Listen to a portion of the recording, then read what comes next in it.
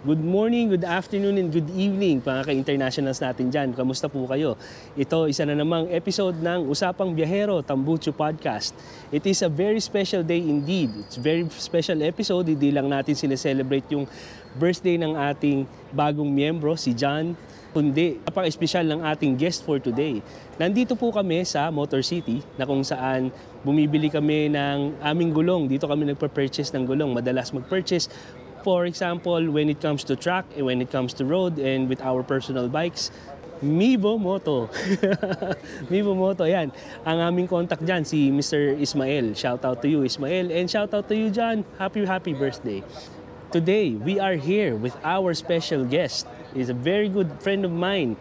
Recently lang po kami nagkakilala pero mukhang matagal na kaming magkakilala dahil nagsishare kami ng same passion for motorsports. Yan.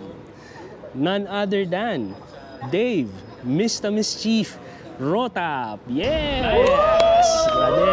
Oh. May mga nanunood. So, Sir Dave, kamusta na? Mabuti naman. Oh. Buhay na buhay wow pa. Naman, wow Still naman, alive and wow kicking, naman, sir. wow naman.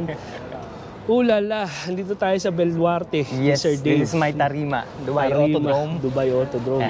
Napaka-unforgettable experiences. Mga kaskasan ng gulong, tunawan ng goma, Yun. at mabilis ang Sulugan ng- banking and finance. Yes, Hindi lang banking, kundi finance pa rin dahil napakamahal ng kanilang track days. Ayun. So sir, walk us through with your motorcycling journey. Well, nag-start ako mga 16 years old. Pero hindi ko sariling motor. Lang ako, hiram ako. Okay lang yun. Yung inihiram sa tito ko, sa mga pinsan ko, yan. Yung CB250 yata yun, nung pinsan ko, yung sunod na, yun yung first na big bike na nahawakan ko. Nasa Pinas. Pero syempre, mga hiram-hiram lang yun, hindi mo tayo makakabili ng gano'n. Pero nag-start akong makabili na nung sarili ko, nung nagkatrabaho ko dito sa ibang bansa. Na first ko nabili nun yung CBR 600 RR. Actually, bago tayo dumiretso dyan, I admire you, yung lakas ng loob mo for 16 years old. It's such a nice way to go through your journey mo when you started young, as 16. True. So ngayon, fast forward, is it Kuwait? Yeah, sa Kuwait. Yun nga, CBR 600 RR. Doon na rin ako natuto ng lahat-lahat ng kakakamotehan sa mundo. So ever since ba, sports, yun talaga yung hilig mo, sports bike Kasi tanda-tanda ako nung bata ako, kasabay ko yung lola ko, tatawid kami ng kalsada. May dumaan na, basta hindi ko alam kung anong motor yun, pero inline 4 siya. May dumaan siya sa harapan ko. Tapos ang sabi ko noon, balang araw bibili ako niyan. Honda. Bibili ako niyan. Hindi ko alam, basta inline 4 yung tunog niya. Kaya in love ako sa inline 4. Grabe yung tunog nun. So CB600, after that? CBR 600 and then nag-upgrade na ako from 600. Umakyat na agad ako ng 1,000 after 2 months or 3 months. Medyo Wow. nabitin na ako kasi sa Kuwait, puro straight yung doon yung mga magaganda rin yung kalsada. mga kalsada. Walang camera gaano. So kaya yung mga laman ng mga vlogs ko dati puro top speed. Yung Hayabusa, mga ganyan, yung mga test ride ko, puro top speed talaga yung main content niya. Kasi nga po, nagagawa namin siya sa Kuwait. So, sa palagay mo talagang advisable para sa isang nag-i-start mag-drive or ng motor is to start with the lower cc? Yes. Lagi ko yan sinasuggest pagka, para hindi ka mabigla dun sa power nung, start ka dun sa mababa. Lagi yan, kahit may nagtatanong sa akin, may nagpi-PM, ano bang magandang starter bike o ganyan. Start ka lagi sa maliit. Yan lagi ko sinasuggest. So, nakailang taong ka sa Kuwait bago ka dumating ng Dubai at paano mo nakilala yung Tambucho? Naka-7 taon ako doon, then nirelocate kami ng company dito sa Dubai. Kasabay ko si Press Ray, presidente natin. Shoutout Press. Shoutout Press. Shoutout. Si True RB Moto din. Siya yung nag-invite sa amin. May ride nun yung Tambutso. Sina Express din, Express Edison. May yan si Josh. Pero hindi ba yan yung FUC ride? Hindi Before pa yan that, yun. Meron sumasama na kayo, di ba? merong nag-ride kami dati ni na RB Moto, ni na Press. Kami lang, si Jonathan. Yan sila yung unang riders na Pinoy na kasama ko dito. Tapos si RB Moto, kilala niya pala yung Tambutso Riders. So in-invite niya kami na may ride down Tambutso Riders. na sumama daw kami. So sumama naman kami kasama yung Express. Anyways, so moving forward, sa palagay mo ba, ang mako-consider mong favorite is yung BMW na? Yes. Wow. Kasi bakit? ang tagal ko ng pangarap yung motor na gamit ko. Yun Tagal yung ko dream bike pinangarap mo talaga. Yung dream bike ko talaga. Nung mga time na yun, hindi ko pa afford nun. So, nung na-afford ko na, yun. Meron na naman ako isang pangarap ng bike. Right? Oh. Pag-afford ko na ulit. Ano na yan? Mystery Rider na ba yan? Mystery Rider. Wow. Sige, alamin natin. Subaybayan natin yan. So, actually, marami akong tanong sa'yo, pare ko eh. Gusto kong umpisahan sa career mo in vlogging. Ano yung naging challenges mo? Tsaka ano yung mga consider mong milestones doon sa iyong vlogging journey? Matagal kasi nag-start ako 2020, pandemic noon. Pandemic, bigla nag-lockdown. Meron akong isang vlog and then bigla nag-lockdown. So,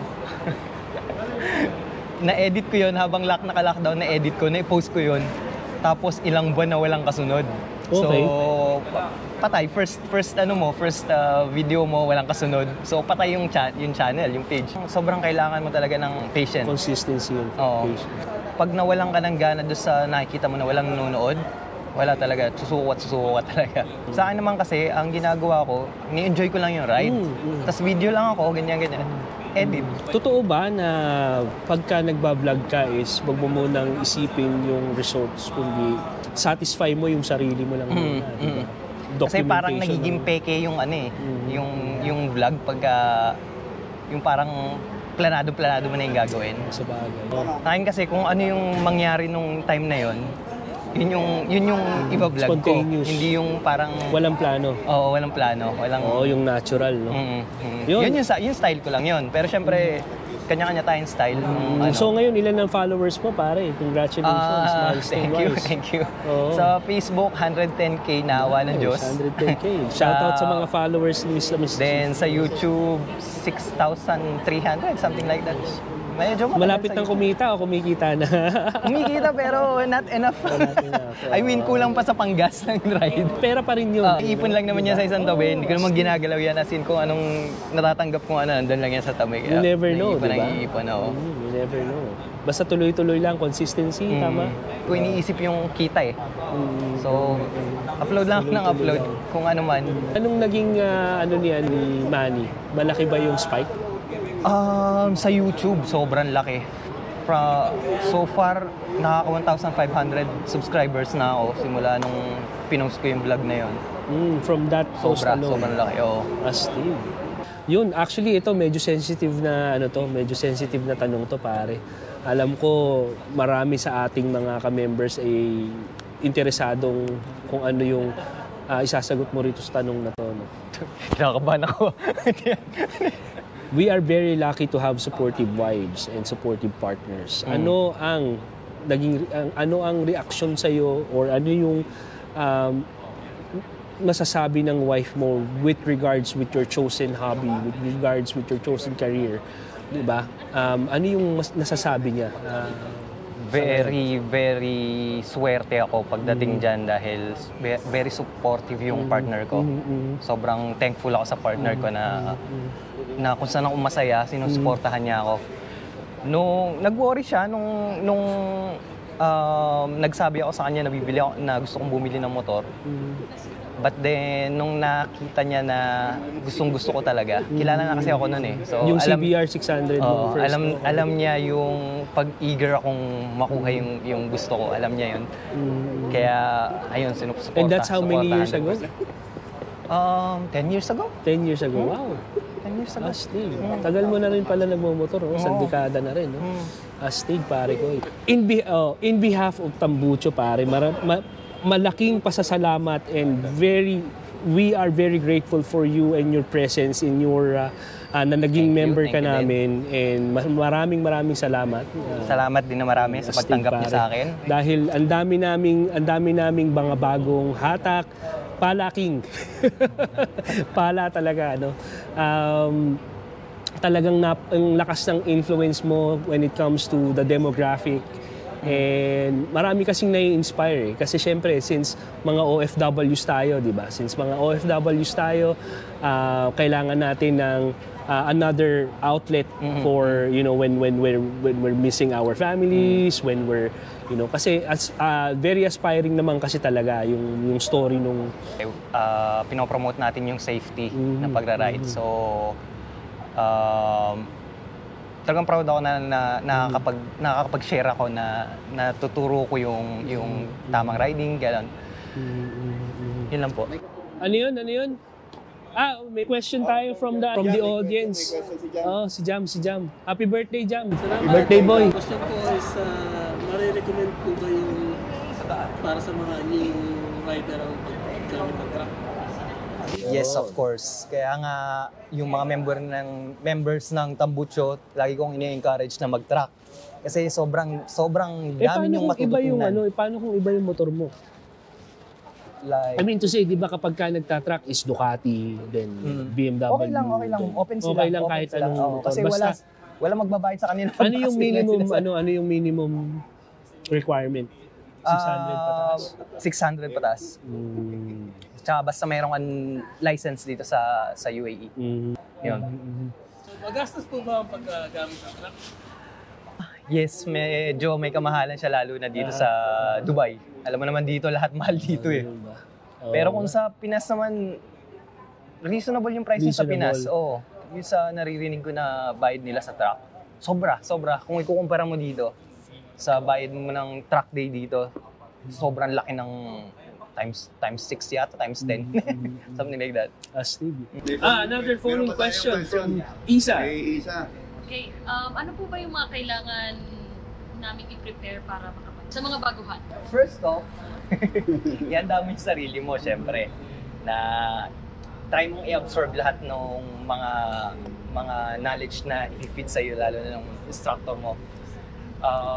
Pero yung mga, gears, of course, start tayo, boots, race suit, gloves, helmet, yan, mga yan. And then, of course, yung budget. Usually dito kasi sa UAE, yung pinakamurang truck is 550. So far, yun yung pinakamurang 550 AED.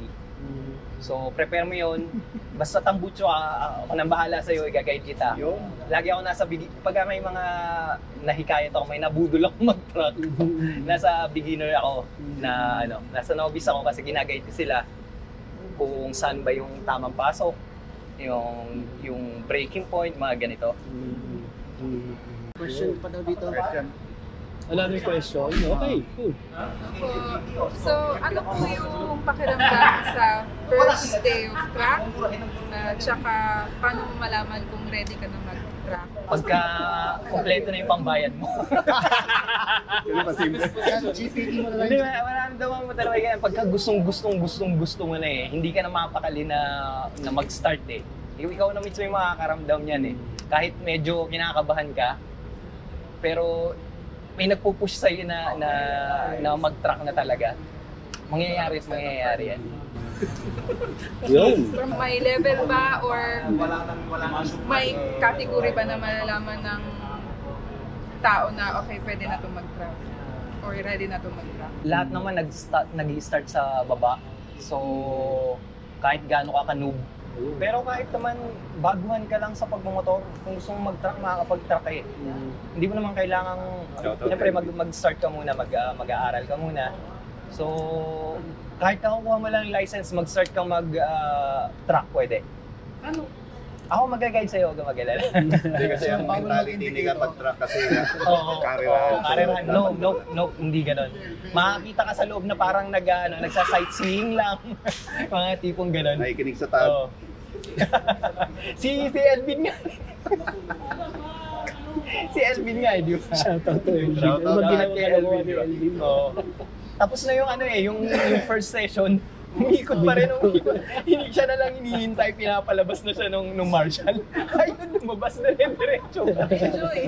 Enjoy na enjoy. Ayun. Thank you, Hazel. Yun, so, let's cut this short. Any message to Tambucho, and maybe you can share your socials and promote anything that you would like to.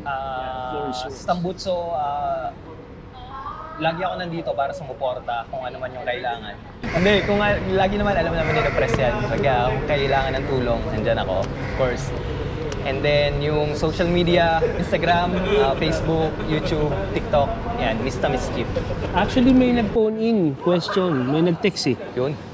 Ang text niya is, okay, yung Mr. Mischief, saan mo nakuha yung pangalang Mr. Mischief? At kung naabutan mo ba yung pelikulang Mr. Mischief, at sino yung paborito mo? Si Rostom, si Robin, o si Ronel? Di ba mista lang yun? Tsaka, sista yun, sista. Anyway, yung mahabang story pero to cut it short, yung nag-start yan sa lola ko kasi yung tawag sa akin ng lola ko, Little Mischief. Alright. Little Menace. So medyo makulit ako nung bata. So, ayun, tapos meron yung Counter-Strike, Ragnarok, nagamit ko yung Little Mischief. Hanggang sa tumatanda na akong tumatanda, hindi na pwedeng Little. Na pinalitan ko na yung Little, ginawa ko ng Mr. Mr. yun actually. Mr. And yung spelling niya dapat is kung paano mo banggitin yung pagkaslang ng Mista. Mr. Oo. Tapos walang H dapat yun. Kaya lang, nung sa Ragnarok, may nakakuha na nung spelling na yun, kaya nadagdagan siya ng H. Kaya siya naging So lahat Mista. ng social medias ko, simula nun, puro Mr. Mischief. Very good explanation. Yan. Ayun. So, ayun. Shoutout nga pala sa lola ko. Oh, shoutout. May she rest in peace. Rest in peace, Lola. Love you, Nay. So, yun. Good morning, good afternoon, and good evening kay International. Isa na naman kahindik-hindik at kagilagilalas na episode kasama yours truly, Chris Calumbiran, and Dave, Mr. Mischief, Rota po. yun, ride strong and ride safe. Ride united and roar Together. together. Astig. Magandang hapon. Marami pong salamat. Thank you. Yeah.